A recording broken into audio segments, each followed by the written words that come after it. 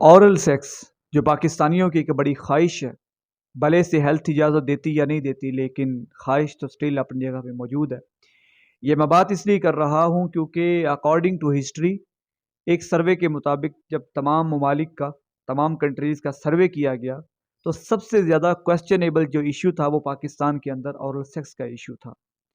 But یہ شرعی مسئلہ ہے، اس پہ سوال کیا جا سکتا ہے، کوشچن کیا جا سکتا ہے، اس کو مارک اپ کیا جا سکتا ہے۔ اس کی قرآن نے بھی اجازت دی اور شرع نے بھی اجازت دی۔ بٹ یہاں ایک چیز کا میں اشارہ کر دوں کہ اس سال یعنی 2023 کے اندر پورن انڈسٹری کا سب سے زیادہ سپورٹر، یعنی پورنوگرافی انڈسٹری کو سب سے زیادہ جس کنٹری نے سپورٹ کیا ہے وہ پاکستان ہے۔ You can imagine. سو ہم آتے ہیں اپنے مسئلے کی طرف، اورل سیکس۔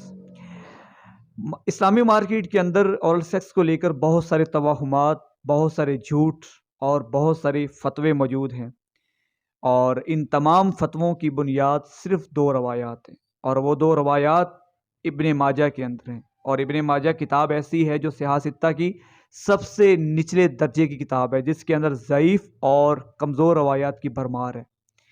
احادیث نمبر 139 کتاب النکاح ہے۔ پہلی روایت ایک تابعی سے مرفوع ہے، یعنی تابعی بیان کر رہا ہے صحابی سے، اور وہ صحابیہ حضرت عائشہ ہیں۔ لیکن دقت یہ ہے کہ اس تابعی کی حضرت عائشہ سے زندگی بھر کبھی ملاقات ہی نہیں ہوئی، نہ لقاء ثابت ہے نہ سماع ثابت ہے، تو روایت کہاں سے پڑھ لی بھائی؟ کویسچن یہ ہے کہ ایک بندے کی دوسرے بندے سے ملاقات ہی نہیں ہوئی، کبھی زندگی میں میٹنگ ہی نہیں ہوئی، تو روایت کیسے لے لی؟ ظاہر ہے روایت ایک بہت بڑی رسپانسبلٹی ہے، تو اس طرح تھوڑا ہوتا ہے کہ بغیر سماع کے، بغیر لقاء کے آپ ایک روایت کو بیان کر دیں۔ سو جیسے بھی ہے، حضرت عائشہ کہتی ہیں کہ ما رأیت او ما نظرت فرج رسول اللہ قط، کہ میں نے زندگی میں کبھی بھی پروفٹ محمد صلی اللہ علیہ وسلم کی شرمگاہ کو نہیں دیکھا۔ دوسری روایت، روایت نمبر 139، اور یہ روایت نہ کسی صحابی سے ہے اور نہ کسی تابعی سے، یہ ڈائریکٹ قال رسول اللہ صلی اللہ علیہ وسلم کہ نبی رحمت صلی اللہ علیہ وسلم نے فرمایا اذا جاء احدکم اہلہ فلیستر ولا یتجرد تجرد العیرین، کہ اگر کوئی شخص اپنی وائف کے پاس ہم بستری کے لیے آتا ہے تو اپنی شرمگاہ کو ڈھانپ لے اور گدھوں کی طرح ننگا نہ پھرے۔ کتنے مضحکہ خیز الفاظ ہیں! یہ اس لیے مضحکہ الفاظ ہیں کیونکہ یہ رسول اللہ صلی اللہ علیہ وسلم کے الفاظ نہیں ہیں، آپ نے یہ الفاظ بولے ہی نہیں ہیں، کیونکہ نبی کریم جس کانٹیکسٹ میں بات کرنا چاہ رہے ہوں گے، تو جب بندہ اپنی بیوی کے پاس جاتا ہے وہ کس لیے جاتا ہے؟ ہم بستری کے لیے جاتا ہے، تو ہم بستری کے لیے شرمگاہ کو، پلیس آف شیم کو، یعنی مکان العیر کو سطر کھولنا بہت ضروری ہوتا ہے۔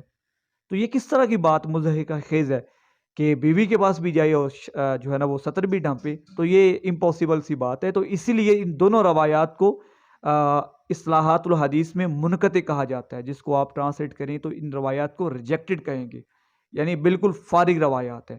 تو اس کی بنیاد پہ اورل سیکس کو غلط کہا جاتا ہے، اور اس پہ جو ہے نا وہ بہت سارے جھوٹ بولے جاتے ہیں، توہمات کو جمع کیا گیا ہے کہ اورل سیکس ناجائز ہے۔ تو یہ ساری باتیں ہی ہیں، اس کا حقیقت کے ساتھ کوئی تعلق نہیں ہے۔ دوسری بات، قرآن کی آیت ہے ہن لباس لکم وانتم لباس لہن، کہ ہسبینڈ اینڈ وائف ان کے درمیان کوئی سیکرٹ نہیں ہے، کوئی پردہ نہیں ہے، کوئی حجاب نہیں ہے، کوئی دیوار نہیں ہے۔ مرد چاہے اپنی عورت کی یعنی اپنی بیوی کی باڈی دیکھ سکتا ہے، باڈی پارٹس دیکھ سکتا ہے، کوئی ایشو نہیں۔ عورت چاہے تو اپنے ہسبینڈ کی باڈی پارٹس کو دیکھ سکتا ہے۔ اس آیت کا یہ مطلب ہے ہن لباس لکم وانتم لباس لہن، کہ مرد عورت کا لباس ہے، عورت مرد کا لباس ہے۔ میں کسی لونڈی یا گرل فرینڈس کی بات نہیں کر رہا، یہ عورت کے لیے جس کے ساتھ نکاح ہوتا ہے اس کے ساتھ جائز ہے۔ سو قرآن نے اتنا واضح کر دیا ہے کہ میاں بیوی کے درمیان کوئی پردہ نہیں ہے، کوئی دیوار نہیں ہے، تو آپ کون ہوتی ہیں مردود روایات کی بیس پہ اس مسئلے کو غلط کہنے والے؟ سو یہ ہوائی باتیں ہیں جو کی جاتی ہیں۔ تو قرآن کی واضح آیت ہے ہن لباس لکم وانتم لباس لہن، کہ مرد عورت کا لباس ہے اور عورت مرد کی لباس ہے۔ تو یہ چیز بہت کلیئر ہے، اس مسئلے میں کوئی ڈاؤٹ نہیں ہے، کوئی ایشو نہیں ہے۔ دوسرا ایویڈنس جو بہت پاور سے دیا جاتا ہے کہ دیکھیں انسانی جو منی ہے وہ پلیت ہے، اور ایک نجس چیز کس طرح سے اسلام اس کی اجازت دے سکتا ہے۔ تو یہاں عرض یہ ہے کہ بخاری کی روایت ہے، حضرت عائشہ کہتی ہیں کہ سم ٹائم نبی کریم کو اختلام ہو جاتا تو میں آپ کی منی کو خشک ہونے کے بعد کھرچ دیتی تھی، تو آپ ویسے ہی نماز پڑھنے کے لیے چلے جاتے، تو میں اس منی کے نشانات دیکھتی آپ کی کپڑوں کے اوپر، تو اگر تو وہ نجس ہے یا پلیت ہے منی، تو آپ اس حالت میں نماز کیوں پڑھتے تھے؟ ہمارے یہاں پیشاب کی ایک چھینٹ بھی پڑ جائے ہم کپڑے اتارتے ہیں پھر نماز کے لیے جاتے ہیں، ڈریس چینج ہوتا ہے اس کے بعد کوئی بھی عبادت کی جاتی ہے. سو اس سے یہ ثابت ہوتا ہے کہ منی پلیت نہیں ہے، تو ان توہمات سے ہمیں دور رہنا چاہیے.